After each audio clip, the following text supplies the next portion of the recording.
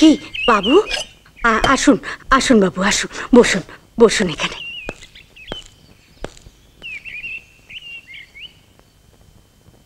রাজা তো বাড়িতে নেই, ও কোথায় কাজের খোঁজে বেরিয়েছে। আমি ওর জন্য এখানে আসিনি, তোমার সঙ্গে দেখা করতে এসেছি।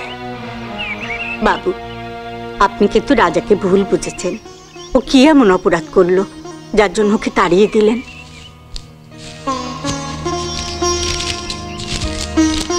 টাকাগুলো ধরো। এত টাকা? না বাবু, যেদিন আপনি আবার রাজাকে ডেকে নেবেন সেদিন নেব, তার আগে নয়। জেনে রাখো, জেদ আর তেজ কোনোটাই মানুষের পক্ষে ভালো নয়।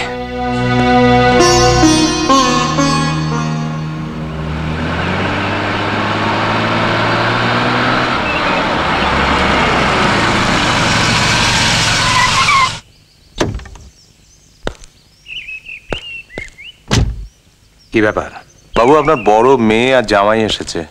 তাই তোমরা কাজকর্ম শিখে তুলে দিয়ে খুঁটো জগন্নাথের মধ্যে দাঁড়িয়ে আছো? আপনি ছিলেন না তাই।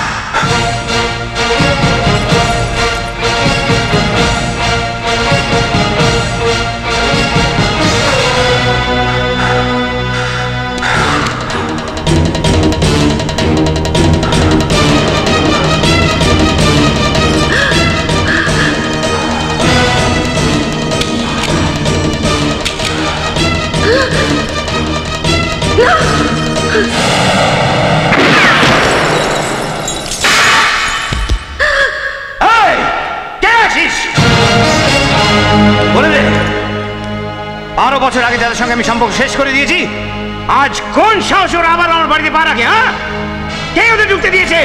কে? আমি। তুই কেন আসতে বলেছিস?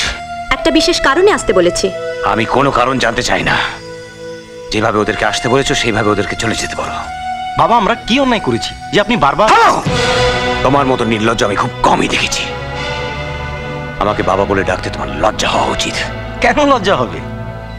আপনি আমার শ্বশুর, আর শ্বশুর তো বাবারই মতো। তাছাড়া এই সংসারে ভালো মন্দ দেখাটা আমার কর্তব্য। কর্তব্য? কর্তব্য শেখাবে তুমি? এই সংসার আমার, এখানে ভালো হোক মন্দ হোক আমি দেখব। এখানে তোমার কোনো অধিকার নেই। কে বলেছে নেই? এই সংসারে তো শুধু আপনি একা থাকেন না, মিতাও থাকে। সে হচ্ছে আমার স্ত্রীর একমাত্র বোন, তার ভালো মন্দ দেখা অধিকার আমার নিশ্চয়ই আছে। বাবা, আমার ছোট ভাই রথিনকে মিতার পছন্দ হয়েছে, রথিনেরও হয়েছে। তাই আমরা দুপক্ষই চাই মিতা আর রথিনের বিয়েটা হোক। এই ব্যাপারে কথা বলার জন্যই মিতা আমাদের এখানে ডেকে পাঠিয়েছে। যদি মুখ ছেড়ে দেবো হারামজাদা। তোদের সঙ্গে অনেকদিন আগে আমার সব সম্পর্ক শেষ হয়ে গেছে। আমার মেয়ের কার সঙ্গে বিয়ে হবে তার অধিকার শুধুমাত্র আমার, একা আমার। কখনো না, কারণ বিয়েটা আমার। তাই তোমার অধিকারের আগে আমাকে আগে জানতে হবে সেই বিয়েতে আমার ইচ্ছা আছে কিনা। ও, তলায় তলায় তোমরা এত দূরে গিয়েছো? হ্যাঁ, ছোটবেলা থেকে মায়ের স্নেহ ভালোবাসা পাইনি, তাই দিদির কাছে থেকে মায়ের অভাবটুকু পূরণ করতে চাই। বাবা, আমার মৃত্যুর পর তোমার এই ইচ্ছে পূরণ করো। জেনে রাখো, যতদিন আমি বেঁচে আছি তোমার এই ইচ্ছে পূর্ণ হবে না। কেন হবে না? তুমি গায়ের জোরে আটকাবে? পারবে না। আমি কাকে বিয়ে করব বা না করব সেটা সম্পূর্ণ আমার নিজের ব্যাপার, সেখানে তোমার কোনো অধিকার নেই। মনে রেখো, 18টা বসন্ত আমি পেরিয়ে এসেছি। নাবালিকা নই। সাবালিকার ইচ্ছের বিরুদ্ধে কেউ যেতে পারে না, তুমি বাবা হলেও না। চুপ! কার সামনে দাঁড়িয়ে কি কথা বলছিস তুই, সে খেয়াল আছে তোর? ওরে, এই মানুষটার জন্য আমরা পৃথিবীর আলো দেখেছি। এই আমাদের বাবা।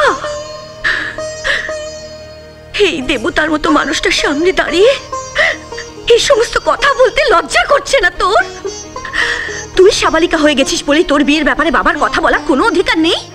আচ্ছা, এই জন্য বাবা তোকে এত আদর দিয়ে বড় করেছে, বাইরে পাঠিয়ে লেখাপড়া শিখিয়েছে, এই বিদ্যে শিখে এসেছিস তুই বিদেশ থেকে? বাবাকে অপমান করে, অসম্মান করে নিজে সুখী হতে চাস তুই? এই তুই আমার বোন? ছি ছি ছি ছি। বাবা, আমাকে তুমি ক্ষমা করে দাও বাবা। তুমি বিশ্বাস করো, এত সব কাণ্ড হবে জানলে আমি বোন গিয়ে বলল যে আমাদের ভাঙা সম্পর্কটা আবার নতুন করে জোড়া লাগবে। আমি সেই আনন্দে ছুটে এসেছিলাম, কিন্তু কিন্তু এসব হবে জানলে আমি।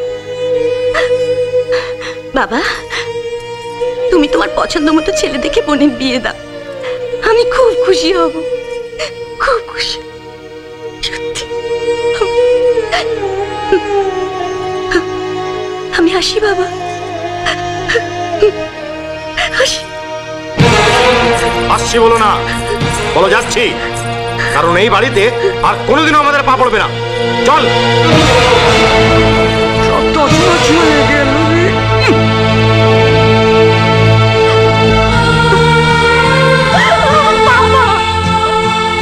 আমাকে ক্ষমা করে দাও বাবা, আমাকে ক্ষমা করে দাও।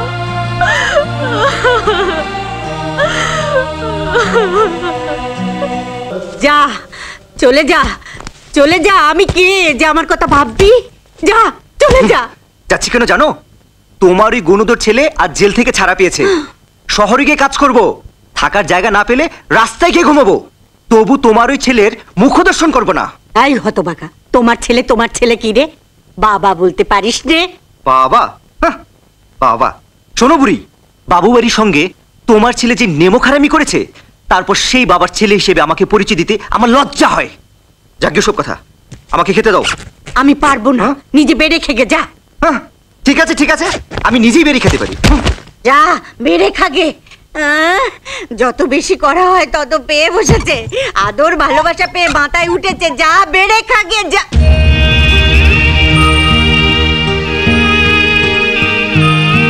খোকা, খোকা, তুই ফিরে এসেছিস। মা, মা, মা, মা। কি চেহারা হয়েছে রে তোর? মা, মা। কতবার আমি বাবুর হাত দিয়ে খাবার পাঠিয়েছি, বাবুকে আমি কতবার বলেছি বাবু আমাকে নিয়ে চলুন, নিয়ে চলুন, আমাকে নিয়ে যায়নি কেন রে? কেন? ওখানে আমাকে দেখলে তোমার ভালো লাগতো না মা, তাই বারণ করছিলাম তোমাকে যাতে ওখানে না নিয়ে যায়। তা তোমরা তোমরা ভালো আছো তো মা? যা ছেলে জেলে পচে মরে নাতি বাড়ি ছেড়ে চলে যেতে চায়, সে কি ভালো থাকতে পারে রে? রাজা চলে যেতে চায়? কোথায়? আমি কি একবার ওকে দেখতে পারি মা? তোর ছেলেকে তুই দেখবি, আমাকে জিজ্ঞেস করছিস কেন? তবে একটা কথা কি জানিস, তোর ওপর তোর ছেলের খুব রাগ। ও যদি তোকে উল্টোপাল্টা কিছু বলে আমি কিন্তু সহ্য করতে পারবো না। তাহলে আমি যাই মা। যাই মানে? যাবি কি রে? এতদিন পরে তুই তোর ছেলেকে দেখতে চেয়েছিস, আমি তোর মনের কথাটা বুঝতে পারছি না ভেবেছিস? তুই এক কাজ কর, তুই ওই জানলায় গিয়ে দাঁড়া, আমি তোর ছেলেকে দেখাবার ব্যবস্থা করছি।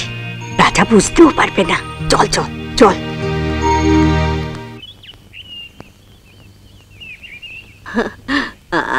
আজ আর তোকে নিজের হাতে খেতে হবে না, আয় আমি তোকে খাইয়ে দিই। থাক থাক, এত দরদ দেখাতে হবে না, এখন এসেছে দরদ দেখাতে। দেখো বুড়ি, যতই তেল দাও, হ্যাঁ আমি কিন্তু শহরে যাবই। হ্যাঁ,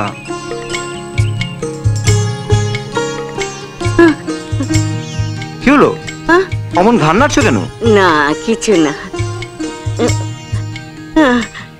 দেখি দেখি। ও মা, তোর মুখে কি যেন একটা ফুসকুড়ি বেরিয়েছে। হ্যাঁ ফুসকুড়ি? হ্যাঁ রে, দাঁড়া দাঁড়া, আমি দেখাচ্ছি। আমার গালে ফুসকুড়ি? এই বুড়ি বলে কি? এই দেখ, যত সব। এই দেখ, হ্যাঁ, কি সব পাগলামি করছো? তোর মুখে ফুসকুড়ি দেখেছি। কি হলো, কাঁদছো কেন? আরে কেঁদো না কেঁদো না, তোমার ছেলে কাছে নিয়ে তো কি হয়েছে? তোমারই নাতি আছে না, আমি তোমায় দেখবো।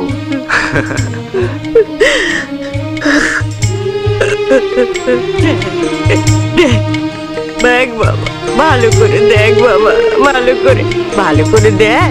কি দেখ দেখ করছো? হ্যাঁ? আচ্ছা, খাবার সময় এভাবে আয়না ধরে রাখলে খাওয়া যায়? হ্যাঁ? যাস না। কি বলছো বলো তো? না না, মানে আমি বলছি কি, খাওয়া দাওয়া করে চলে যাস না। ও, আমি তোর জন্য নাড়ু বানিয়ে রেখেছি, যাবার সময় নিয়ে যাস। খা, ধীরে সুস্থে খা বাবা, আমি নাড়ুগুলো কৌটোয় ভরে রাখি। হ্যাঁ, খা, ধীরে সুস্থে খা। যাস না বাবা। দেখেছিস রাজাকে দেখতে কত সুন্দর হয়েছে না? খুব সুন্দর হয়েছে মা, খুব খুব সুন্দর হয়েছে। কত ছোট ছিল, কত বড় হয়ে গেছে। খুব সুন্দর হয়েছে। আমি আসছি মা। বল বাবা। কিছু খেতে দেবে, বড্ড খিদে পেয়েছে। ভগবান, তোর খিদে পেয়েছে আর তোকে আমি খাবার কথা বলতেই ভুলে গেছি বাবা। দাঁড়া দাঁড়া, তুই, আমি এক্ষুনি খাবার নিয়ে আসছি, এক্ষুনি নিয়ে আসছি আমি খাবার।